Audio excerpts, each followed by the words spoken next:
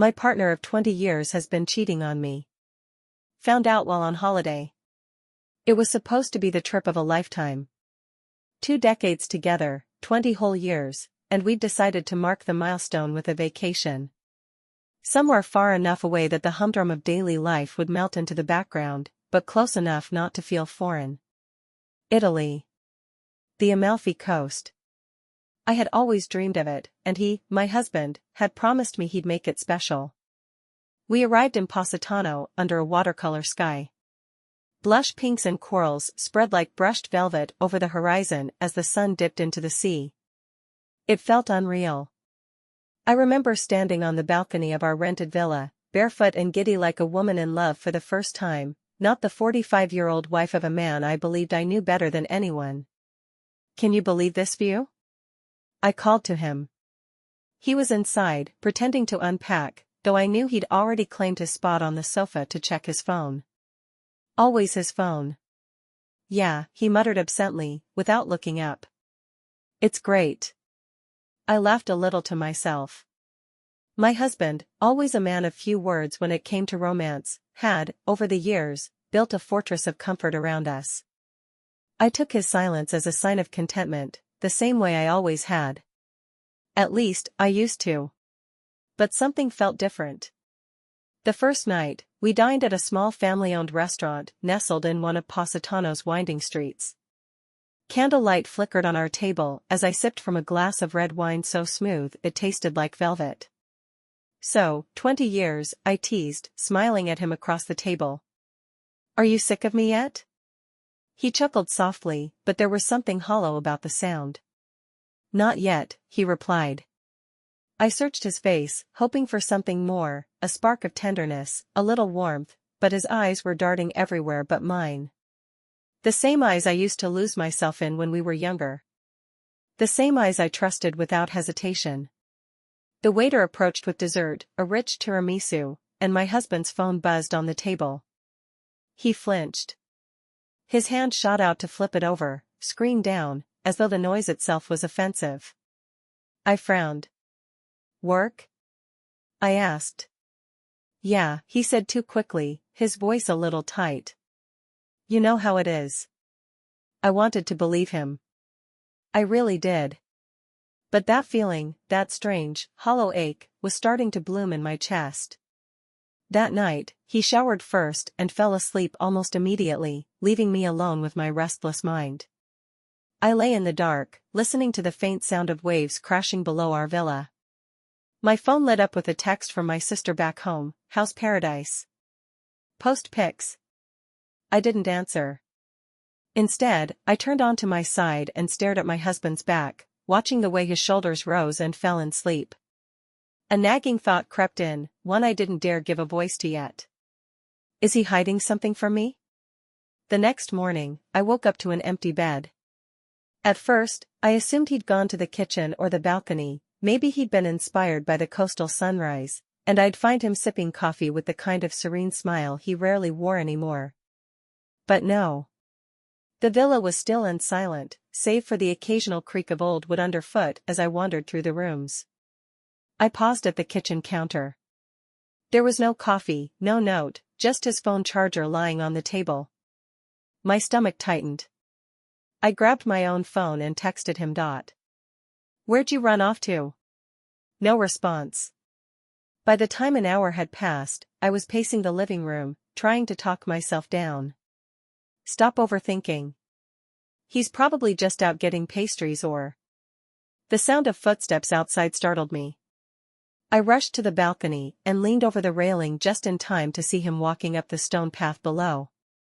He wasn't alone. A woman, tall, brunette, dressed in a flowing white dress, was beside him. They weren't touching, but they were close. Too close. They talked in low, hushed tones that I couldn't hear, her head turning toward him in a way that made my skin prickle. She laughed, a light, melodic sound that drifted up toward me like smoke. He looked at her like he used to look at me. I was back inside, sitting rigidly on the couch, when the front door finally creaked open. He walked in with a white paper bag in hand, an easy smile plastered on his face. Brought you breakfast, he said casually, holding up the bag. You still asleep when I left? I stared at him. For a moment, I said nothing, just studied him like he was someone I didn't know. His hair was tousled by the sea breeze, his cheeks pink from the morning sun. He looked happy. Lighter than I'd seen him in months. Where were you? I asked, my voice sharper than I intended. His smile faltered. I told you. I went into town to grab pastries. With someone? The words left my mouth before I could stop them. He blinked at me, a slight twitch at his jaw. What? I stood up, crossing my arms tightly. I saw you. With her. The room felt like a vacuum, all sound and air sucked out of it at once. His face shifted, like a mask falling, just for a moment, before he schooled it back into something unreadable. Who? He said, feigning confusion. Oh, her? I don't even know her name. She was lost and looking for directions. Relax, will you? The dismissive tone cut deep, but I wasn't done. Directions? Really? You were walking with her. Because I was showing her where the town square was, he snapped. What is this, an interrogation? You're being ridiculous. Ridiculous. That word sat bitterly in my throat as he dropped the paper bag onto the counter and stormed into the bathroom, slamming the door behind him. I didn't eat the pastries. Instead, I sat there, replaying the moment on the path over and over in my head. Maybe he's telling the truth. Maybe it was nothing. But the look on his face when she laughed, the way his body turned slightly toward her, these were not the gestures of a stranger offering directions. And yet, I stayed silent. We spent the rest of the day walking through town, visiting shops and sitting by the shore. He was in good spirits, joking, pointing out little curiosities. I laughed when he expected me to laugh. I smiled when he looked my way. But inside, I felt something splintering. A small, hairline crack in my trust. It would only take one more blow to shatter everything. The crack grew wider the next evening. We had spent the day exploring Amalfi, colorful streets, the scent of citrus drifting on the breeze, little cafes where we'd sipped espresso that was far too strong for me. On the surface, everything looked perfect, but I could feel him slipping through my fingers, like sand I couldn't hold on to. It was subtle. A glance too quick to disappear, a joke that fell flat between us, his phone, always there. Always buzzing. Always turned face down. That night, he suggested dinner at a cliffside restaurant overlooking the sea. It was stunning, tiny flickering candles lit each table, and the ocean below reflected the moonlight like liquid silver. I should have felt happy. Grateful, even. Instead, my stomach churned with unease. We sat across from each other, the candlelight casting shadows on his face. You're quiet tonight, he said as he sipped his wine. I forced a smile. Just taking it all in.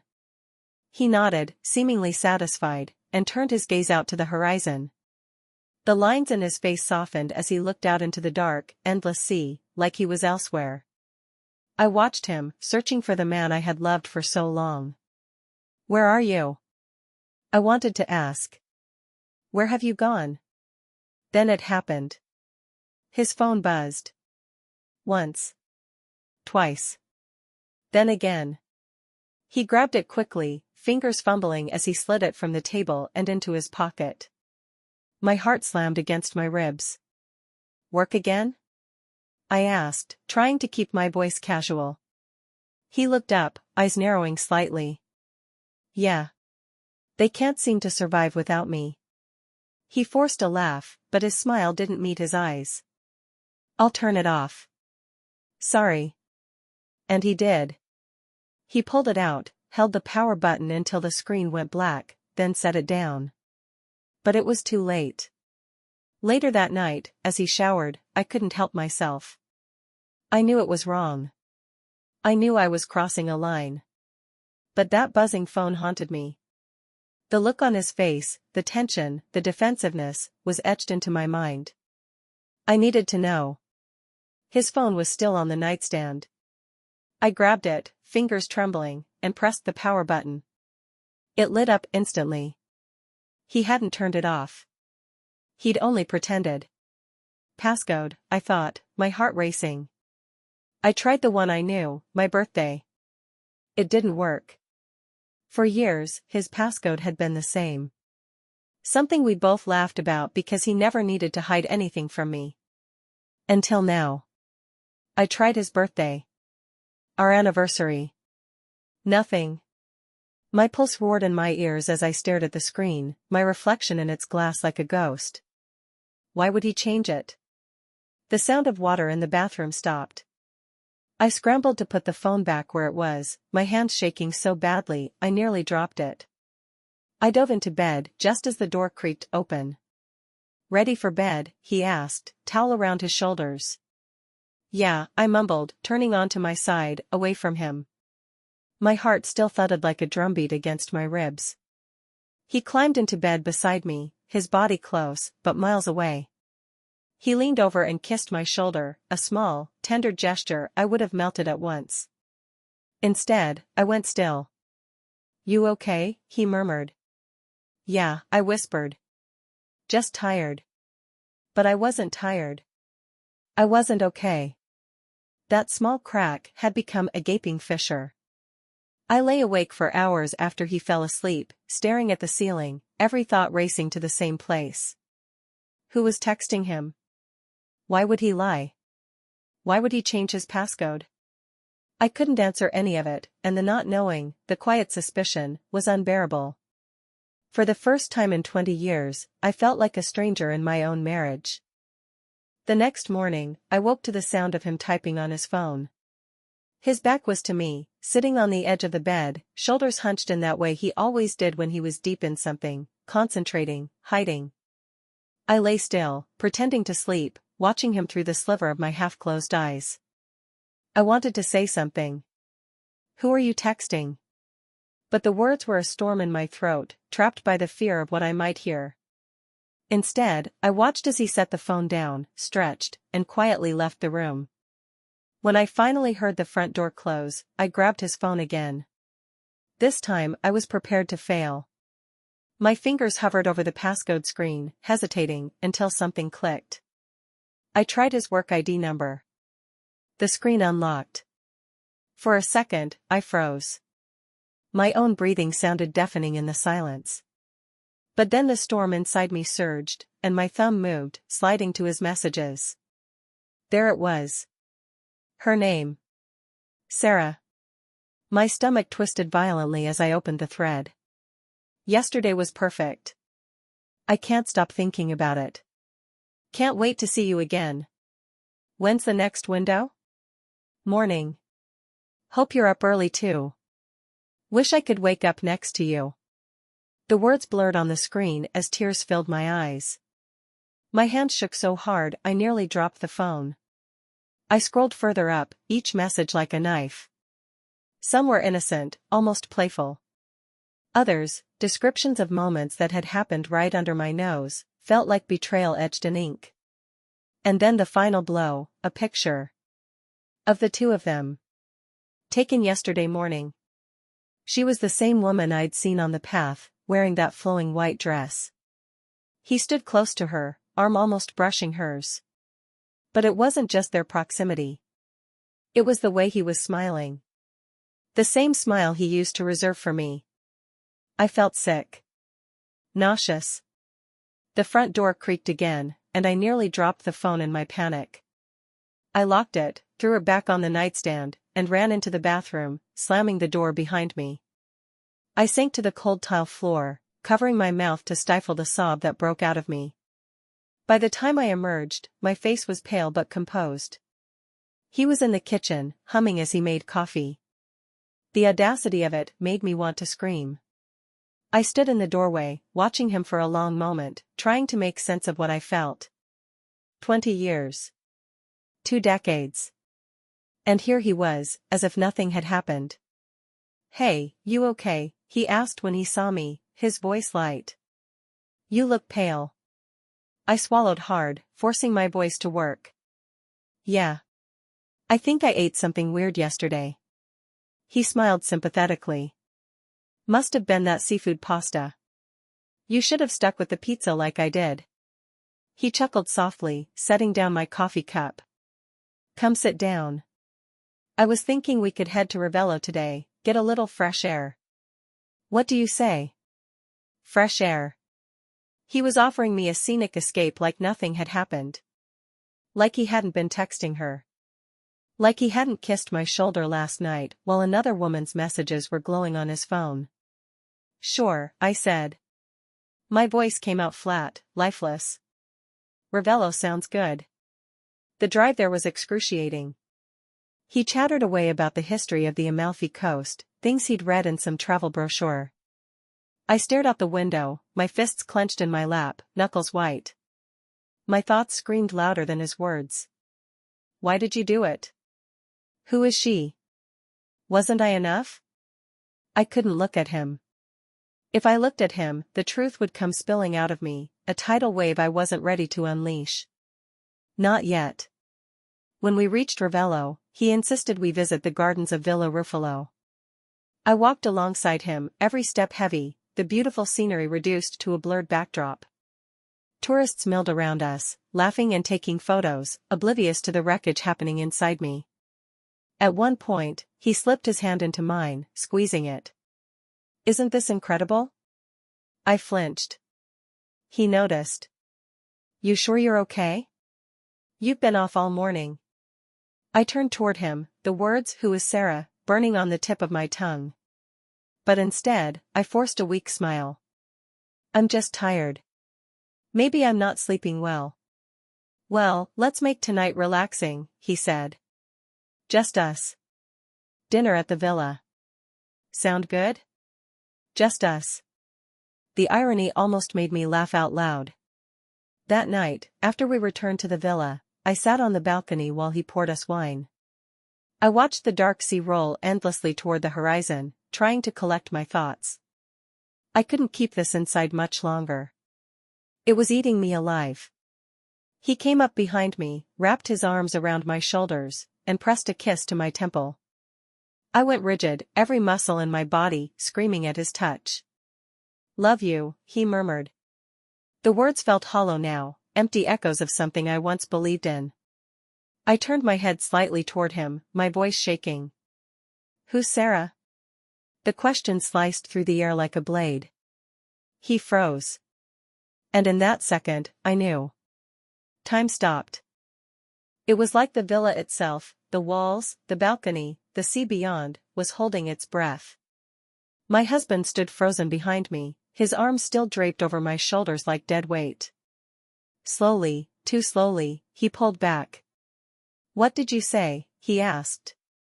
The calm in his voice was what struck me most. It wasn't anger or guilt, it was measured, like he'd practiced for this moment. It made me hate him more. I turned in my seat to face him. You heard me, I said, my voice low but steady. I asked about Sarah. He blinked once. Twice. I don't know who you're talking about. He was lying. I could see it plain as day, etched into every muscle in his face, the way his jaw tensed, the flicker of panic in his eyes before he quickly smothered it. I almost laughed. Did he really think I was that stupid? Did he not know me at all after 20 years? I didn't answer right away. I wanted him to sweat.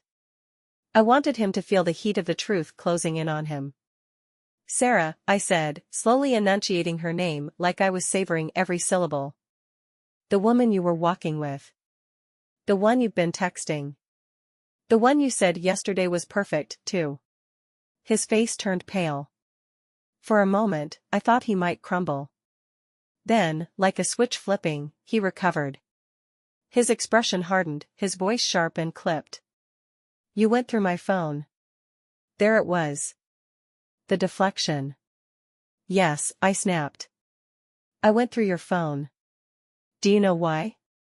Because you lied to me. You smiled at me and kissed me while texting another woman. You made me feel like I was crazy when I saw you with her, like I was imagining things. His hands flew up in frustration. This is insane. I can't believe you. Don't, I cut him off, my voice rising. Don't you dare make this about me. Don't you dare act like I'm the villain here. He ran a hand through his hair, pacing the balcony like a trapped animal. It's not what you think. Then tell me what it is. I shouted. Who is she? What does she mean to you? Are you? My voice caught in my throat, choking on the words I couldn't bring myself to say. Are you sleeping with her? He stopped pacing and turned to me, his face lined with exasperation and something else, something I couldn't quite read. No. I'm not. It's not like that. Then what is it like? I shot back, my hands shaking. You've been hiding her. You changed your passcode.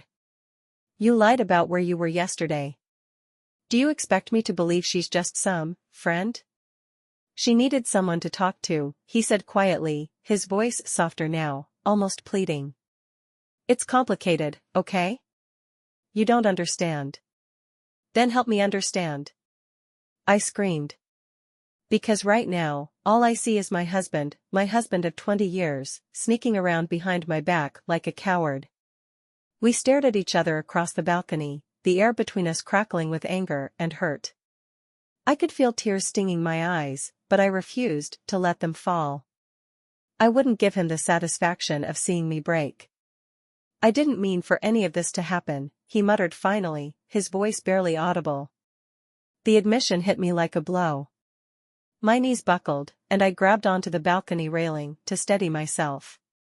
He didn't mean for it to happen. What did that even mean? That it did happen? That he had fallen for her, crossed a line with her, even if he wouldn't admit it? How long?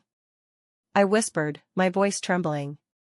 How long has this been going on? He didn't answer. How long? I demanded. He let out a slow, unsteady breath, his shoulders sagging. A few months. The words knocked the air out of my lungs. I felt like I was drowning, my head spinning, my chest constricting so tightly I thought I might pass out. A few months. While I was planning this trip, dreaming about celebrating 20 years of marriage, he was, what? Texting her?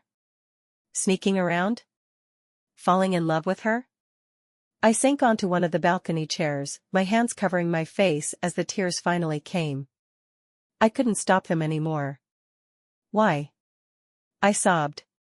Why her? Why now? Why me? I don't know, he said softly. I don't know what happened. His voice was quiet, almost pained, but I didn't look at him. I couldn't. That night, we didn't speak. I lay on my side of the bed, staring at the wall, while he lay stiffly beside me. I could feel him there, close, but a million miles away. I wanted to scream, to hit him, to make him explain why he had chosen to destroy everything we'd built together. But I didn't. I just lay there, hollow and broken, until I finally drifted into a restless, dreamless sleep. When I woke up the next morning, the bed beside me was empty. Again. The silence in the villa was deafening when I woke up to the sight of his side of the bed empty once again. A wave of nausea rolled over me. Was he with her now? Did he leave to see her? I couldn't bear the thought.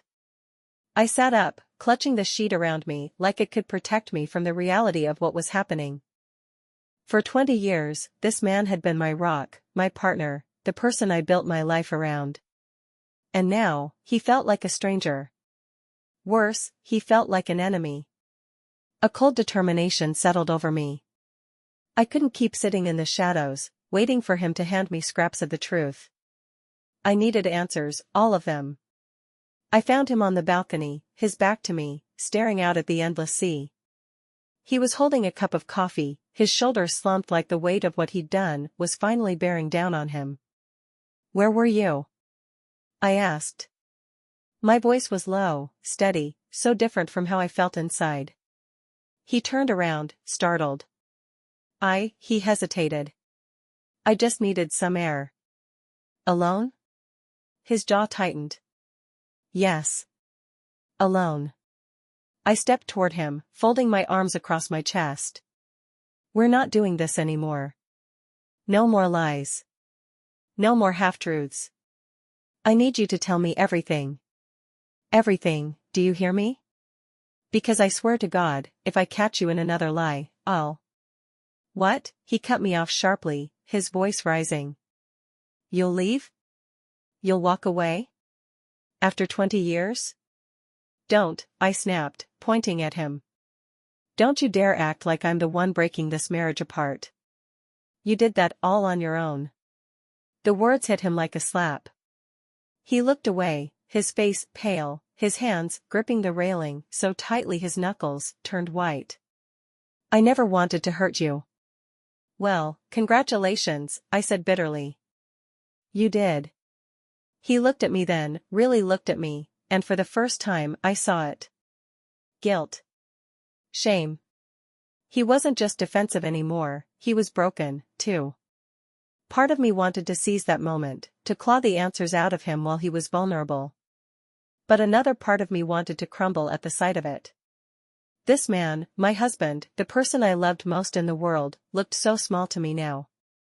Why her? I whispered. The question came out before I could stop it. Why did you do this? What does she have that I don't? He flinched like the words had cut him. It's not like that, he muttered. Then what is it like? I demanded. You need to tell me, because I feel like I'm losing my mind here. He sighed deeply, rubbing his hand over his face. I met her at work, okay? It started small. She was going through a rough time and we talked. That's all it was, at first, just talking. She made me feel, he trailed off, his voice so soft I could barely hear him. She made you feel what? Seen, he said finally, his voice cracking. The word slammed into me, leaving me breathless. Seen. How many times had I felt invisible in this marriage? How many times had I wanted him to see me, to really notice me? And I didn't? I asked, my voice trembling. Is that what you're saying? After everything I've done for you, for us, you felt unseen? He opened his mouth, but nothing came out. Instead, he looked away again, as though he couldn't bear to meet my eyes. God, I said, laughing bitterly. You're such a coward. I'm not a coward, he snapped, his gaze snapping back to me. Do you think this is easy for me? I hate myself for what I've done. I never wanted this to happen. But it did, I cut him off. You let it happen. And now I have to live with that. The anger in me was boiling over, turning into something raw and ugly. I couldn't hold it back anymore. How long have you been telling her you feel seen? How long have you been sneaking around behind my back, smiling at her the way you used to smile at me? Do you love her? He looked at me, his face stricken, and I knew before he said a word. No, he said softly, but it wasn't convincing. You're lying. I don't love her, he said again, more forcefully this time. I swear to you. I made a mistake, a huge mistake, but I never stopped loving you. Don't say that, I spat. You don't get to say you love me after what you've done. The tears I'd been holding back broke free, spilling down my face. 20 years, and you threw it all away. For what? For this? For some woman who sees you? He stepped toward me, reaching for my hand, but I pulled away so sharply he froze. I'm sorry, he whispered, his voice hoarse. Sorry isn't enough, I said, my voice breaking. Not this time. I turned and walked back inside, leaving him standing there on the balcony. That night, I stayed in the guest room. I shut the door, locked it, and curled up in the bed, staring at the ceiling as the hours bled into one another. I could hear him moving around the villa, restless, pacing, waiting for something that would never come. And as I lay there in the dark, one thought kept circling through my mind, what do I do now? I didn't sleep that night. Not a second. I lay in the dark guest room with my thoughts roaring louder than any storm outside, replaying every moment of the past 20 years, every kiss, every laugh, every fight. All those pieces of our life that had seemed so solid now felt like fragments of a story that never belonged to me. By morning, I knew what I had to do. I packed my bag in silence, folding clothes with shaking hands. Every item I placed into my suitcase felt like a goodbye. A goodbye to this trip, this villa, this life we'd built. I could hear him moving around the kitchen, probably making coffee like it was any other day, probably fooling himself into thinking this was something we could fix. It wasn't.